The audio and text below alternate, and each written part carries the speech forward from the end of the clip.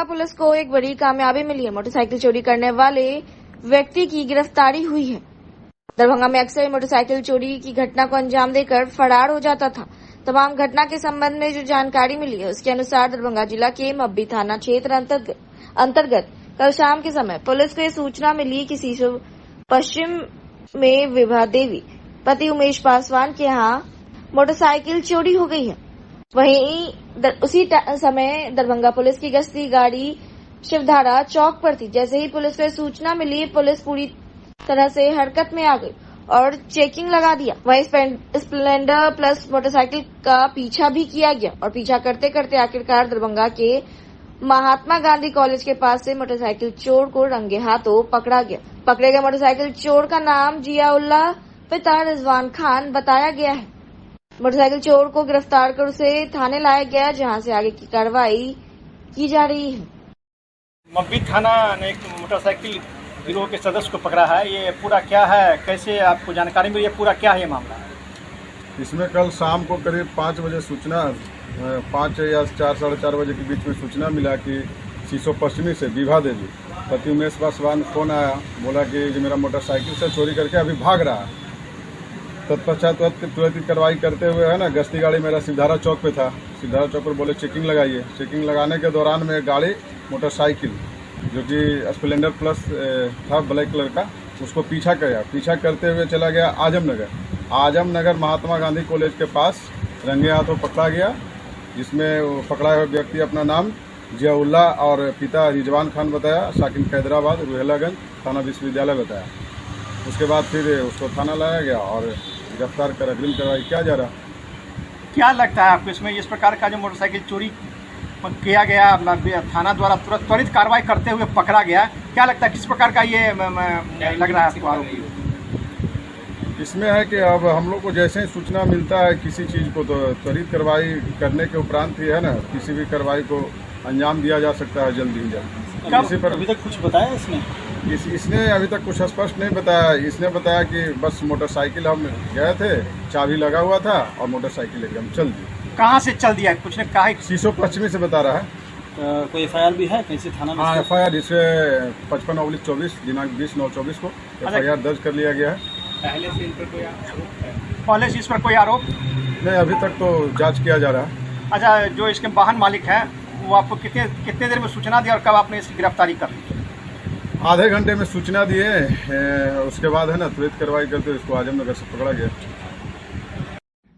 Doctor Ambedkar राष्ट्रीय अधिवक्ता संघ भारत और अन्य सामाजिक संगठन के संयुक्त तत्वाधान में तृतीय प्रांतीय सम्मेलन कार्यक्रम का आयोजन किया गया। दरभंगा के जिला परिषद कार्यालय के सभागार में रविवार को कार्यक्रम का उद्घाटन संयुक्त रूप से अतिथियों के द्वारा दीप जलाकर किया गया। वहीं आयोजित कार्यक्रम के मौके पर मुख्य अतिथि के रूप में विधायक रामप्रीत पासवान, जिला परिषद अध्यक्ष सीता देवी, उद्घाटनकर्ता के रूप में डॉक्टर सूरज पासवान मौजूद रहे। वहीं आयोजित कार्यक्रम के माध्यम से वक्ताओं ने अपने संबोधन भाषण में अधिवक्ताओं के साथ जो भेदभाव है इस पर अपनी अपनी बातों को रखा। आज जो है अम्बेडकर राष्ट्रीय अधिवक्ता संघ का ये प्रांतीय सम्मेलन है और तीसरा सम्मेलन हो रहा है। इस सम्मेलन में अधिवक्ताओं के साथ आप जाति के जो अधिवक्ता है उनके साथ जो भेदभाव है, न्यायपालिका में जो अनुसूचित जाति के लोगों का के साथ जो भेदभाव हो रहा है, ये जो जज है, जज का जो कॉलेजियम सिस्टम है वो खत्म हो भारत से, इसके लिए और कैसे दलितों का उत्थान हो न्यायपालिका में, उसको कैसे जगह मिले, इस संबंध में आज यहाँ चर्चा होगी। और इसी चर्चा के निमित्त मैं यहाँ आया हूँ और अपने अधिवक्ताओं को मैं एक मुख्य अतिथि होने के नाते मैं उनको संबोधित करूँगा। सर, अपना परिचय दे दें। मैं डॉक्टर रामप्रीत पासवान, विधायक, सदस्य बिहार विधानसभा। क्या गजब जो सर हमारे भाई साहब जो कार्य किए हैं, जो हमारे समाज के बीच में जो आयोजन है, हमारे समाज है, सामाजिक में अच्छा कार्यक्रम हो, कम से कम अनुसूचित जाति में कोई भेदभाव नहीं होना चाहिए। अपना निष्पक्ष भाव से अपने से भी चलाना चाहिए, यही मेरा कहना है। पे माने ऐसा माने कि जो हमारे समाज, हमारे लोग जो पीछे रह गए हैं, जागृत ये सम्मेलन होना, एक जगह इकट्ठा होना अधिवक्ताओं को ये इंडिकेट माने कर रहा है कि हमारा समाज जागरूक हो रहा है, बेहतर के लिए माने बढ़ रहा है। और जो लोग माने जैसे कि अगर हम पूरे हिंदुस्तान के लोग अगर भाई भाई हैं, तो एक बड़ा भाई या एक बड़ा पिता हमेशा चाहता है कि उसका जो कमज़ोर जो लोग है वो किसी ढंग से पीछे और न रह जाए। उसको प्रमोट करने की ज़रूरत है, न कि उसको माने जो ऊर्जा है या माने जो सोच है उसको नीचे डिप्रेस करने की ज़रूरत है। तो एक बेहतर हिंदुस्तान तभी संभव है जब हम एक दूसरे को प्रमोट करें। धन्यवाद जी। डॉक्टर सूरज पासवान है, मैं दरभंगा में बच्चे का डॉक्टर हूँ और मेरा एक हॉस्पिटल चलता है दरभंगा। डॉक्टर अम्बेडकर राष्ट्रीय अधिवक्ता संघ की ओर से दरभंगा जिला सभागार में डॉक्टर सूरज पासवान जी की अध्यक्षता में बैठक हो रही है और इस बैठक में मूल रूप से हम लोग जानकारी लोगों तक देना चाहते हैं कि डॉक्टर साहब भीमराव अम्बेडकर जी के बनाए हुए संविधान के अनुकूल अगर न्यायपालिका में, कोर्ट कचहरी में अगर सही से इस कानून को लागू किया जाता है तो आज हमारे भारत देश के अंदर में हर जात और धर्म से वंचित समाज के जो लोग हैं, क्योंकि लाचार लोग अपर कास्ट में भी है, बैकवर्ड में भी है, दलित में भी है, सभी लोग में। संविधान तो सभी के लिए बनाया, जो हिंदुस्तान का हिंदू हो, मुसलमान हो, सिख हो, ईसाई हो, हिंदू हो, सभी के लिए बनाया। लेकिन आज वहाँ पर कुछ मनुस्मृति पालने वाले लोग जो हैं वो हमारे संविधान को समाप्त करने की साजिश रच रही है। इसलिए हम लोग बैठ रहे हैं कि समाज के अंदर में जो न्याय मिलना चाहिए गरीब लोगों को, वो न्याय नहीं मिल पाता है। आज के डेट में न्यायालय में, न्यायपालिका में जो हमारे अधिवक्ता लोग हैं, जो गरीबी से उठ करके आपको एडवोकेट बनने का काम किया, वकील बनने का काम किया, वो दर्द को समझते हैं और वो अपनी आवाज़ जो है डिस्ट्रिक्ट जज में हो, सुप्रीम जज के पास हो या हाई कोर्ट के जज के पास गंभीरता से रखने का काम करते हैं। बहुत कम ही अमल हो पाता है। हम लोग अधिवक्ता सेल को कैसे मजबूत करें जो बाबा साहब के संविधान को वहां तक पहुंचाए और वंचित लोगों को न्याय मिले, इसके लिए आज हम लोग गोष्ठी के लिए बैठे हैं। कई गणमान्य लोग आए, कौन कौन लोग पहुंचे हैं? यहाँ हमारे अधिवक्ता सेल के जो है कुछ जिला के साथी लोग आए हैं, यहाँ पटना से भी आए हैं, आपके मधुबनी से भी आए हैं, समस्तीपुर से भी हैं, दानापुर से भी आए हैं और हमारे माननीय बड़े भाई रामप्रीत पासवान जी भी हम लोगों के बीच आए हैं और माननीय सीता देवी जी भी हम लोगों के जिला परिषद दरभंगा जिला के वो भी शरीक हुए हैं। सूरज जी भी हमारे साथ हैं और अधिवक्ता सेल के हमारे बहुत सारे साथी यहाँ आए हैं। अपना परिचय बता दीजिए। सुनीति रंजन दास, प्रदेश महासचिव, राष्ट्रीय जनता दल, बिहार। देश भर में भाजपा पार्टी के द्वारा सदस्यता अभियान चलाया जा रहा है। उसी क्रम में शामिल होने जिला के बेनीपुर पहुंचे भारत सरकार के केंद्रीय कोयला एवं खनन राज्य मंत्री, राज्यसभा सांसद सतीश चंद्र दुबे। उनका मतलब परंपरा के अनुसार स्वागत और अभिनंदन किया गया। सांसद गोपाल जी ठाकुर के साथ भाजपा के कई विधायक मौजूद रहे। वहीं मिथिला क्षेत्र में लगातार हो रहे मोदी सरकार के शासनकाल की जिसकी तारीफ करते हुए मंत्री सतीश चंद्र दुबे ने कहा कि एयरपोर्ट दरभंगा से शुरू है, वहीं मिथिला के विकास को लेकर विशेष पैकेज दिया है। इसके तहत मिथिला क्षेत्र का विकास तेजी से हो रहा है। वहीं दरभंगा एम्स में भी तेजी आएगी। खुद स्वास्थ्य मंत्री दरभंगा आए थे और जल्द एम्स का काम शुरू हो जाएगा। वहीं दरभंगा सांसद ने कहा कि बहुत पहले दरभंगा एम्स प्रधानमंत्री ने दिया था और बिहार के मुख्यमंत्री ने जमीन उपलब्ध करवा दी।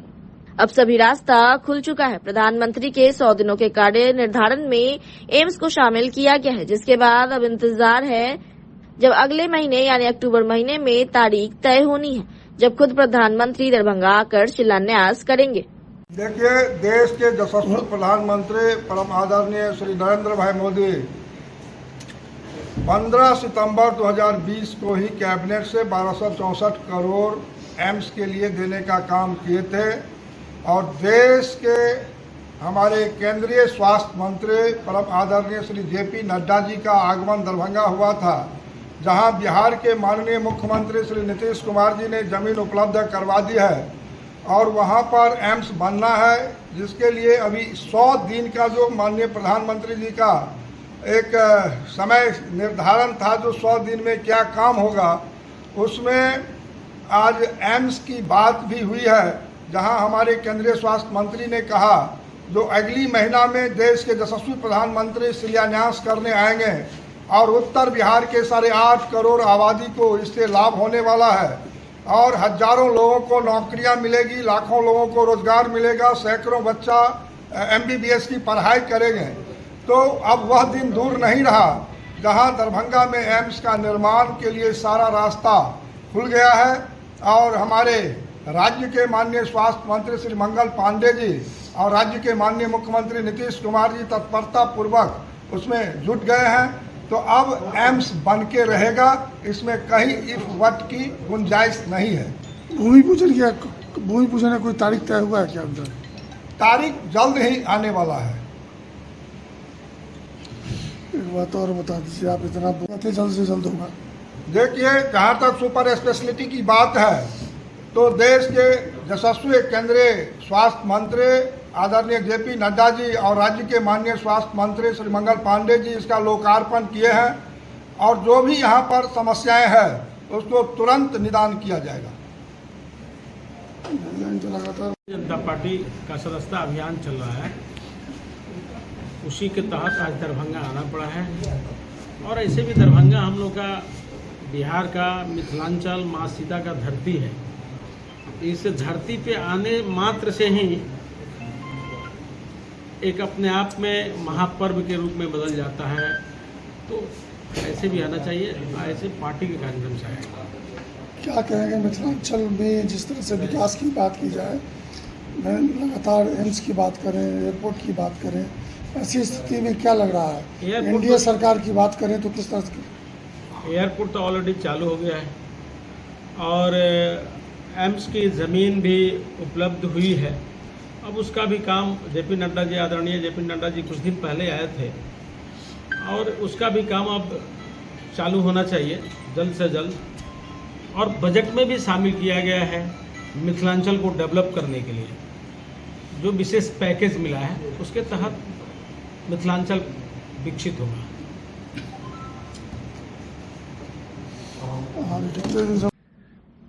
22 सितंबर को यूनेस्को क्लब दरभंगा की ओर से अंतर विद्यालय राधा कृष्ण नृत्य प्रतियोगिता का आयोजन दरभंगा प्रेक्षागृह लहरियासराय में किया गया। कार्यक्रम में मुख्य अतिथि राकेश रंजन, अपर समाहर्ता लॉ एंड ऑर्डर दरभंगा मौजूद थे। कार्यक्रम का शुभारंभ मुख्य अतिथि एवं मंचासीन क्लब के पदाधिकारियों द्वारा संयुक्त रूप से दीप प्रज्वलित कर किया गया। इस अवसर पर विद्यार्थियों के द्वारा स्वागत गीत प्रस्तुत किया गया। मुख्य अतिथि का स्वागत क्लब के संरक्षकों डॉक्टर BK मिश्रा, विनोद कुमार पंसारी और कार्यक्रम के संयोजक डॉक्टर RB खेतान के द्वारा पाक चादर और मेमेंटो प्रदान कर किया गया। अपने स्वागत उद्बोधन में डॉक्टर RB खेतान ने अतिथियों, विभिन्न विद्यालयों के निदेशक, प्राचार्य, प्रतिनिधि, उपस्थित क्लब के सभी सदस्यों सहित सभी प्रतिभागियों का अभिनंदन करते हुए सहयोग के लिए आभार प्रकट किया। सभा को संबोधित करते हुए क्लब के संरक्षक विनोद कुमार पंसारी ने क्लब की गतिविधियों पर विस्तार से प्रकाश डाला। वहीं डॉक्टर BK मिश्रा ने अपने संबोधन में कार्यक्रम के आयोजन पर उद्गार व्यक्त किया। क्लब के सदस्य हीरा कुमार झा और रिंकू कुमार झा के संयुक्त संचालन में आयोजित कार्यक्रम में कुल 20 विद्यालयों से 150 प्रतिभागियों ने भाग लिया। सभी प्रतिभागियों की प्रस्तुति काफी मनमोहक थी। एक से बढ़कर एक प्रस्तुति की गई, जिससे निर्णायकों को निर्णय देने में काफी मशक्कत करनी पड़ी। समापन समारोह के मुख्य अतिथि ने अपने संबोधन में कहा कि प्रतिभागी विद्यालयों से 6 से 8 प्रतिभागियों का शामिल होना अपने आप में विजेता घोषित करता है। हार जीत प्रतियोगिता का हिस्सा है। इससे प्रभावित हुए बिना जीवन में निरंतर आगे बढ़ते रहना है। कार्यक्रम के सफल आयोजन में क्लब के Raghavendra Kumar, Lalit Khetan, Shamim Haider, doctor MH Khan, doctor BB Shahi, doctor RNP Sinha, Ratan Khedia, Rajkumar Mariwal, doctor Alka Dwivedi, Lata Khetan, doctor Mini Priyadarshini, Meenakshi Pathak, Neelam Pansari आदि का सहयोग से कार्यक्रम को संपन्न किया गया। क्या कहेंगे, क्या उद्देश्य इसका? यूनेस्को क्लब दरभंगा के तत्वाधान में हर साल के भांति इस साल भी ये आयोजन किया गया राधा कृष्ण प्रोग्राम का। कितने स्कूल के प्रतिभागी इसमें हिस्सा ले रहे हैं? 25 स्कूल के प्रतिभागी हमारे क्लब में ज्वाइन करते हैं हर साल, A ग्रुप और B ग्रुप। तो क्या इन लोगों को पुरस्कृत भी किया जाएगा जो अच्छा करेंगे? जी, इन लोगों को हम लोग प्रोत्साहन देते हैं, पुरस्कृत करते हैं और आगे भविष्य की कामना करते हैं कि हमारे समाज के बच्चे, सर्व समाज आगे बढ़े, बच्चे अंतर्राष्ट्रीय स्तर पे इन लोग को मौका मिले। एक ये यूनेस्को क्लब दरभंगा एक संस्था बच्चों का मनोबल उत्साह बढ़ाती है और आने वाले समय में ये बच्चे और आगे बढ़ेंगे। ये एक मंच से विकसित हम लोग कर रहे हैं बच्चों को, समाज का। लगभग कितने प्रतिभागियों को जो है पुरस्कृत किया जाएगा इस समाज में? हमारे नज़र में हम लोग कम से कम 100 बच्चों को पुरस्कृत करेंगे। 100। ललित कुमार खेतान, यूनेस्को क्लब दरभंगा, कोषाध्यक्ष। नृत्य प्रतियोगिता का आयोजन किया जा रहा है, क्या उद्देश्य है, किस ओर से किया जा रहा है? आज यूनेस्को क्लब दरभंगा की ओर से inter school Radha Krishna dance competition आयोजन किया जा रहा है और ये शहरवासियों के लिए खुशी की बात होती है जब Radha Krishna inter school dance competition हर वर्ष होता है। इसका उद्देश्य है कि कला के क्षेत्र में यूनेस्को क्लब पूरे शहर में इसकी जागृति करे और फिर एक विशेष प्रसार करे कि हम अपने क्षेत्र में, कला के क्षेत्र में बहुत आगे हैं और यह वैश्विक रूप से हमारे प्रतिभागी दरभंगा क्षेत्र के जो बच्चे बच्चियां हैं वो आगे बढ़े। यूनेस्को क्लब का यह प्रयास होता है। हम तमाम नगरवासियों को यूनेस्को क्लब की तरफ से ढेर सारी शुभकामनाएं देते हैं और धन्यवाद ज्ञापन करते हैं कि आप अपने बच्चों को यहाँ भेजकर हम लोगों का मनोबल बढ़ाएं। साथ ही साथ दरभंगा को जो इंतजार रहता है राधा कृष्ण डांस का, इसके लिए पुनः एक बार यूनेस्को क्लब के सभी सदस्यों के द्वारा बहुत बहुत धन्यवाद और शुभकामनाएं। लगभग कितने प्रतिभागी इसमें भाग ले रहे हैं? इसमें हमारी 20 स्कूल की टीम सीनियर ग्रुप में है और 18 जूनियर ग्रुप में है हमारे। किस क्लास से किस क्लास तक? पहला एक ग्रुप जो होता है हमारा वो 1 क्लास से 5 तक का होता है और फिर 6 to ऑनवर्ड्स 12 तक के बच्चे भाग लेते हैं इसमें और वह अपनी एक जो राधा कृष्ण के प्रति जो नृत्य और भाकपा माले की विधान पार्षद और स्कीम वर्कर्स आशा, आंगनबाड़ी, रसोईया, जीविका दीदियों की राष्ट्रीय महासचिव शशि यादव का पहला 2 दिवसीय दौरा दरभंगा का हुआ है। विदित हो कि विधान पार्षद के बतौर उन्होंने दरभंगा और पटना को अपना कार्यक्षेत्र चुना है। उनका विकास निधि इन्हीं 2 जिलों में खर्च होगा। सनद रहे कि लोकसभा का चुनाव वह पहली बार दरभंगा में 1998 में लड़ी थी। इसके बाद वह भाकपा माले उम्मीदवार के बतौर बाढ़ और नालंदा से चुनाव लड़ी। उन्होंने आइसा छात्र संघ से राजनीतिक शुरुआत की और एपवा महिला संगठन की जुझारू नेता रही हैं। कल उन्होंने माइक्रो फाइनेंस कंपनी की लूट और दमन से पीड़ित महिलाओं की विराट सभा को बिरौल में संबोधित किया। कस्तूरबा विद्यालय में एक किशोरी की हत्या के खिलाफ आयोजित न्याय 2 सभा के वे आज पिपरा में संबोधित करेंगी। कल वह मधुबनी के मधवापुर में आयोजित हक दो वादा निभाओ दलित गरीबों के प्रदर्शन में भाग लेंगी। आज सर्किट हाउस में आयोजित संवाददाता सम्मेलन को संबोधित करते हुए कहा कि भाजपा की नीतीश सरकार महिला श्रम और दक्षता का दोहन करने में लगी है। वह कामकाजी महिलाओं को सम्मानजनक मासिक मानदेय देने के दायित्व से भाग रही है। करोड़ों की संख्या में आशा, ममता, रसोईया, आंगनबाड़ी, नर्सेज, जीविका दीदियों, बैंक मित्र, बुककीपर, स्वयं सहायता समूह से जुड़ी महिलाएं घर से बाहर निकलकर स्वतंत्र आर्थिक गतिविधियों और सेवा क्षेत्र में लगी हैं, लेकिन इनमें से किसी को न्यूनतम मजदूरी आधारित मासिक मानदेय नहीं मिलता है। कामकाजी महिलाओं के सम्मान, सुरक्षा और सम्मानजनक वेतन मान दिलाने के संघर्ष का सिपाही के बतौर सड़कों पर सदनों में आवाज उठा रही हूँ। इस मौके पर भाकपा माले जिला सचिव बैजनाथ यादव, एपवा जिला सचिव सनिचरी देवी, जिला अध्यक्ष साधना शर्मा, एपवा नेत्री रानी सिंह, आयशा नेता प्रिंस राज सहित कई लोग शामिल थे। कह लीजिए कि जीविका बहनें और माइक्रो फाइनेंस के कारण हमारी बिहार की और ख़ास करके दरभंगा मधुबनी यानी पूरे इस मिथिलांचल रेंज की महिलाएं आज बहुत ज़्यादा अपमान महसूस कर रही हैं, क्योंकि आप देख लीजिए कि इस पूरे रेंज में माइक्रो फाइनेंस कंपनियां घर घर जा कर के लोन का महत्ता बताते हुए उन लोगों को एक तरह से कह लीजिए कि ज़बरदस्ती लोन के जाल में उन लोगों को फंसाया है। और आज क्योंकि ये लोन मान लीजिए कि वो अपने बीमारी के कारण और गरीबी इतनी ज़बरदस्त है, ये पूरा इलाका बाढ़ का इलाका है, कहीं कोई रोजगार नहीं है, उनकी मजबूरी है लोन लेना।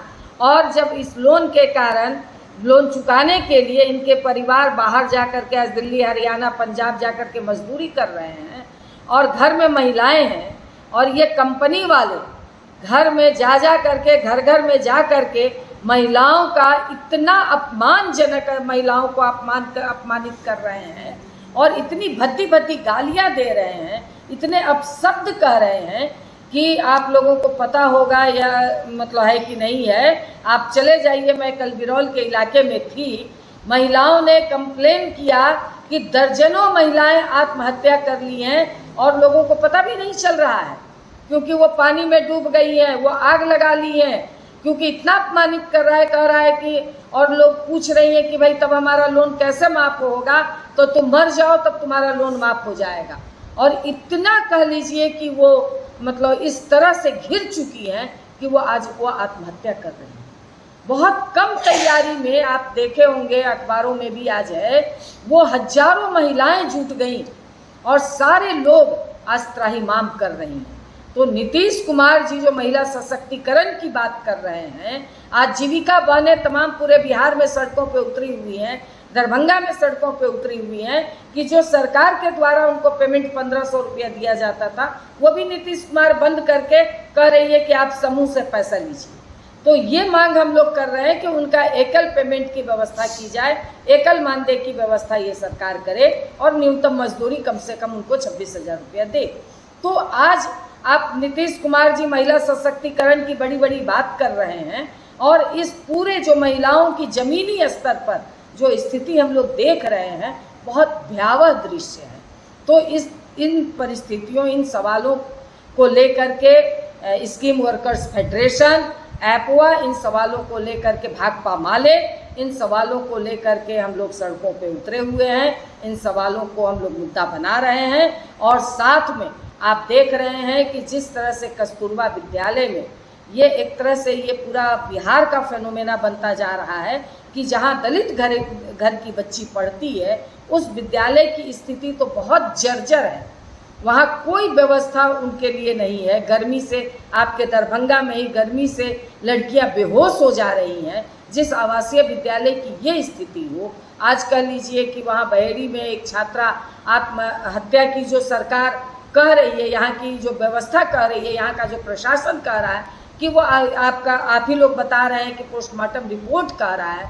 तो मैं ये पूछना चाहती हूँ यहाँ के डीएम से, आपने आनंद फानन में गिरफ्तार किया है वहाँ के वार्डन को, एसआईटी आपने गठित की है, मगर इतना से ही क्या ये सारी चीज़ें कंप्लीट हो जाती है? एक लड़की जिसकी मौत होती है, इसकी पूरी इतने दिन हो गए, आपने अभी तक इस पर जो एक समग्रता में जांच करके चीज़ों को सामने लाना चाहिए। इसको प्रशासन पूरा सक्रिय होकर के इस बात को दबाने में लगा हुआ है।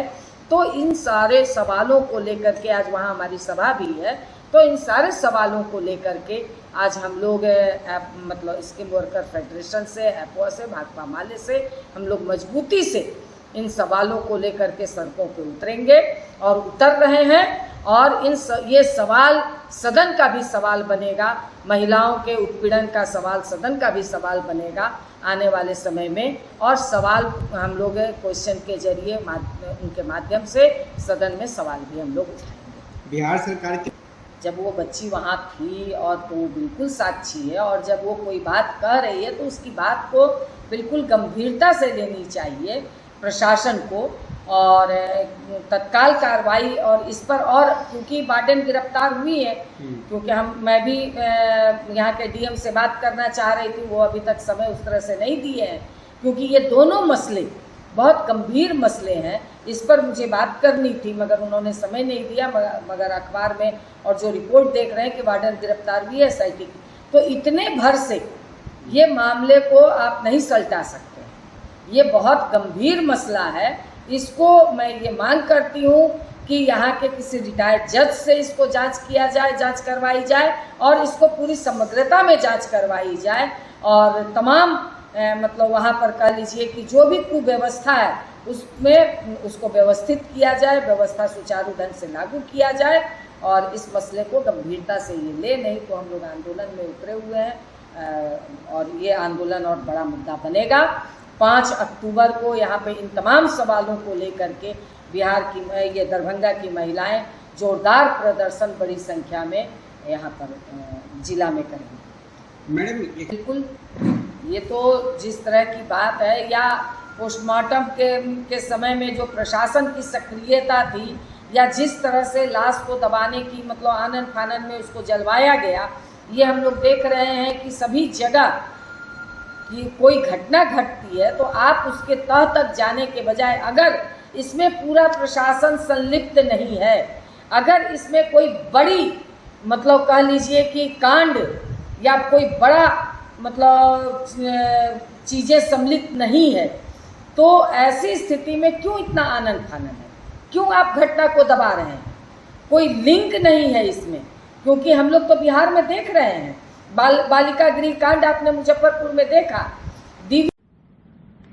22 सितंबर को छात्र राष्ट्रीय जनता दल के बैनर तले छात्र RJD अध्यक्ष रजनीश यादव के नेतृत्व में बिहार के मुख्यमंत्री नीतीश कुमार का पुतला दहन किया गया। यह आयोजन दरभंगा के आयकर चौक पर किया गया, जहां स्मार्ट मीटर की मनमानी और बिजली बिल की बेतहाशा बढ़ोतरी के खिलाफ जनता का आक्रोश सामने आया। प्रदर्शन की शुरुआत नागार्जुन केंद्रीय पुस्तकालय से हुई, जहां से एक संगठित जुलूस निकाला और आयकर चौक की ओर बढ़ा। जुलूस का नेतृत्व रजनीश यादव ने किया, जिसमें सैकड़ों छात्रों और नागरिकों ने हिस्सा लिया। आयकर चौक पर पहुंचते ही मुख्यमंत्री नीतीश कुमार का पुतला दहन किया गया। इस कार्यक्रम में दरभंगा नगर निगम के पूर्व महापौर सह राजद के पूर्व प्रत्याशी ओम प्रकाश खेरिया ने कहा कि बिहार के तमाम विश्वविद्यालय में छात्रों को जो समस्या हो रही है वो जग जाहिर है। विश्वविद्यालय में परीक्षाओं की एक दिन पूर्व तक प्रवेश पत्र निर्गत नहीं किया जाता। आज वर्तमान की एनडीए सरकार नई शिक्षा नीति लागू कर गरीब छात्राओं को शिक्षा से वंचित कर रही है। साथ ही बिहार में जो स्मार्ट मीटर के नाम पर गरीबों को लूटा जा रहा है, जिसको लेकर राष्ट्रीय जनता दल पुरजोर विरोध करती है। यदि स्मार्ट मीटर सरकार की प्राथमिकता है तो सबसे पहले बिहार के तमाम विभाग एवं सभी मंत्रियों के आवास पर इसे लगाया जाए। सभा की अध्यक्षता रजनीश यादव ने की, जिसमें वक्ताओं ने स्मार्ट मीटर के जरिए आम जनता से की जा रही लूट की कड़ी निंदा की। सभा को संबोधित करते हुए छात्र नेता कृष्ण कुमार यादव ने कहा, स्मार्ट मीटर सरकार की एक और साजिश है, जिसके जरिए गरीब और मध्यम वर्ग की जेबों पर डाका डाला जा रहा है। बिजली बिलों की बढ़ोतरी से आम आदमी की जिंदगी दुर्भर हो गई है। यह पूंजीपतियों की सरकार है, जिसे जनता की कोई परवाह नहीं है। स्मार्ट मीटर के जरिए बिजली कंपनियों का मुनाफा बढ़ रहा है, जबकि जनता का खून चूसा जा रहा है। प्रदर्शन के दौरान विश्वविद्यालय अध्यक्ष अभिषेक राम ने साफ किया कि अगर स्मार्ट मीटर की समस्या को समाधान नहीं हुआ तो बिजली बिलों में राहत नहीं दी गई तो यह आंदोलन और उग्र रूप धारण करेगा। छात्र राष्ट्रीय जनता दल के जनता के हक के लिए संघर्ष को जारी रखने का संकल्प लिया। इनमें शामिल विश्वविद्यालय उपाध्यक्ष दानिश खान, अमोल कुमार, शिव कुमार दास, राजीव कुमार, अंकित कुमार, रजनीश कुमार, रेयान अहमद खान, मोहित श्रीवास्तव, शिव कुमार, विक्की कुमार प्रसाद, डॉक्टर संतोष गोस्वामी आदि लोग शामिल हुए। देखिए, मिथिला विश्वविद्यालय के छात्र संघ की ओर से स्मार्ट मीटर के खिलाफ बिहार सरकार के मुख्यमंत्री नीतीश कुमार जी का पुतला दहन का कार्यक्रम है। यह स्मार्ट मीटर जो अभी पूरे बिहार में लगाया जा रहा है, इससे आज जो परेशानी, खास करके जो गरीबों का जो मीटर उठ रहा है, जिस तरह जिनको 500 रुपया लगता था उनको हजारों रुपया पे करना पड़ता है, इसके चलते उनकी लाइन कट जाती है, वो पुनः लाइन जुड़वा नहीं पाते हैं। इसलिए ये स्मार्ट मीटर के माध्यम से जो सरकार एक बड़ा घोटाला कर रही है, इसी के खिलाफ ये आज पुतला दहन है। सरकार इसको बंद करे, स्मार्ट मीटर को, और पुराने मीटर को चालू करे। ये प्रदर्शन जो आज निकाला गया है, आज जो है पुतला दहन का मुख्य मकसद हमारे भारत में पूरे, आप देखिएगा 28 करोड़ जो परिवार में जो ये यंत्र लगाया जा रहा है, इसमें कहीं ना कहीं प्रीपेड का जो सिस्टम है उसमें सिम भी लगेगा जो रिचार्ज करवाया जाएगा। ये भी कहीं ना कहीं सरकार से मिली भगत है, और फिर से ये अंबानी जी को करोड़पति और अरबपति बनाने में लगातार लगे रही है। जो हमेशा इनका एक ही मकसद है कि गरीब के जेबी से कितना पैसा हम निकाल सके।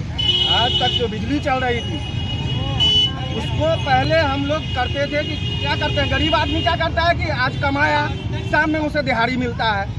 और आज ये जो प्रीपेड मीटर लगवाएगा तो पहले उनके पॉकेट से 300 या 1000 रुपया रिचार्ज करवाने के नाम पे निकालिए, और फिर सिम को भी रिचार्ज करवाइए।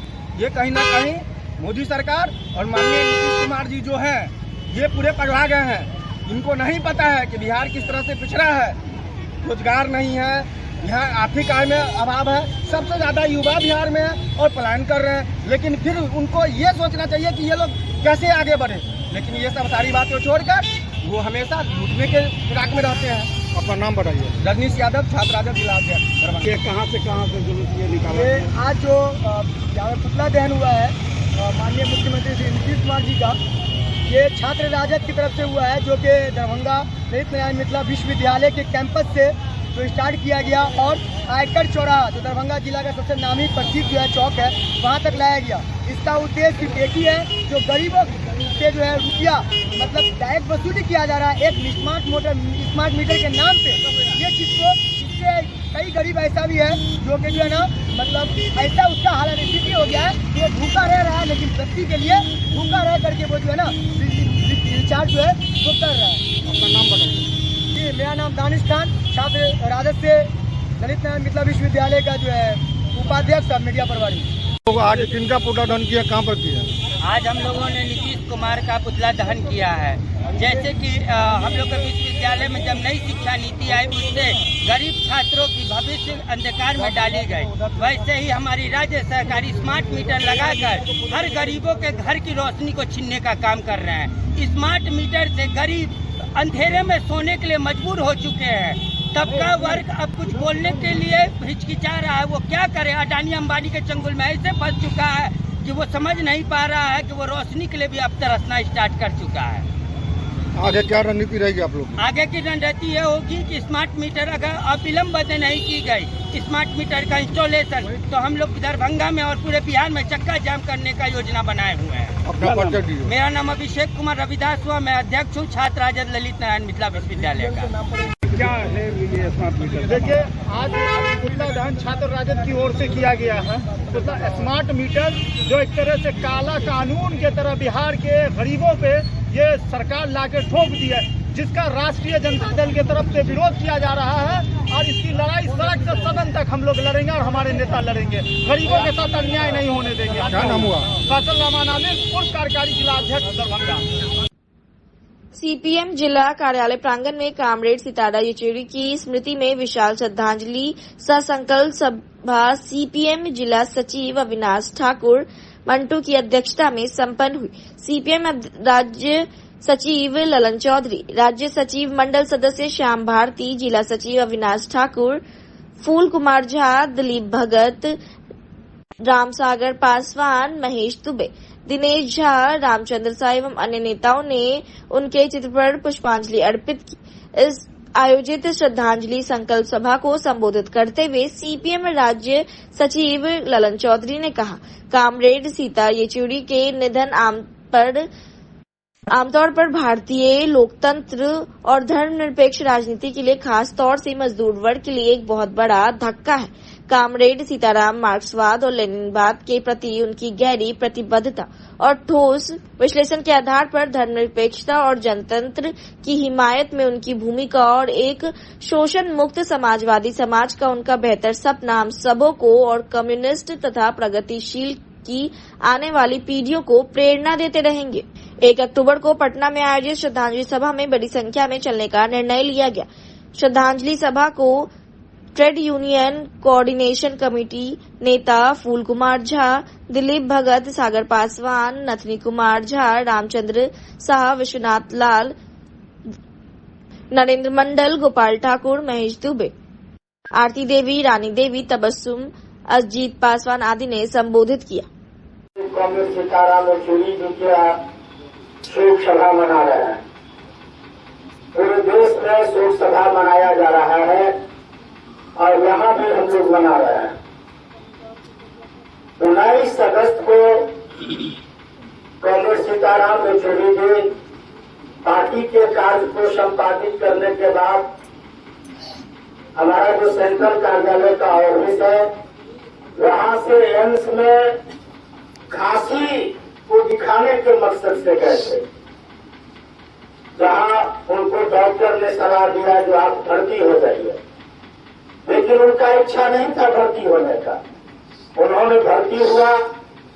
उसके बाद 12 तारीख को उनका जो है सो निधन होता है और एम्स से उनका पार्थिव शरीर 13 तारीख को सबसे पहले जेएनयू में आता है, जहां लगातार हमारे पार्टी के राष्ट्रीय सचिव बताए तो ऐसे भाई के 25 पैसा जिस समय में सदस्यता था उसी समय उन्होंने ऐसे भाई का सदस्यता ग्रहण किया और उसके बाद वे लगातार ऐसे भाई का वहां नेता के बतौर कार्य करते रहे।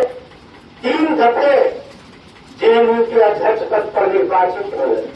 वहां सबसे पहले उनके पार्थिव शरीर, जहां उन्होंने शिक्षा ग्रहण किया, जहां उन्होंने लगातार 3 वर्षों तक छात्र आंदोलन का नेतृत्व किया, उनका पार्थिव शरीर सबसे पहले जेएनयू में आता है और वहां तमाम जो छात्र आंदोलन के नेता हैं, प्रोफेसर हैं, अपने प्रतिभाशाली छात्र कांग्रेस सीताराम येचुरी के निधन पर तमाम लोग आए और श्रद्धांजलि उनको दिया, श्रद्धा सुमन अर्पित किया। उसके बाद बिहार जहां उनका निवास था, उनका पार्थिव शरीर आता है और वहां चंद्रबाबू नायडू से लेके तमाम जो विपक्षी पार्टी के नेता हैं, पार्टी के नेता हैं, तमाम लोग और उनके घर के अगल बगल जहां उन्होंने तो ये निवास उनका था, परिवार रहता था, जहां वे रहते थे, उस अगल बगल के बड़ी संख्या में लोग उनको श्रद्धांजलि दिया और उसके बाद रात भर उनका पार्थिव शरीर उनके निवास स्थान पर रहता है और पार्टी ने कहा कि 11 बजे हमारा जो सेंट्रल दफ्तर है वहां उनका पार्थिव शरीर आएगा। महज 10:30 बजे वहां उनका पार्थिव शरीर आता है, जहां हमारे पार्टी के पोलिट ब्यूरो और लगभग तमाम राज्य के राज्य सचिव और केंद्रीय कमेटी के सदस्य और तमाम विपक्षी पार्टी के नेता वहां आते हैं कांग्रेस सीताराम येचुरी के निधन के अवसर पर और उनको श्रद्धा सुमन अर्पित करता है।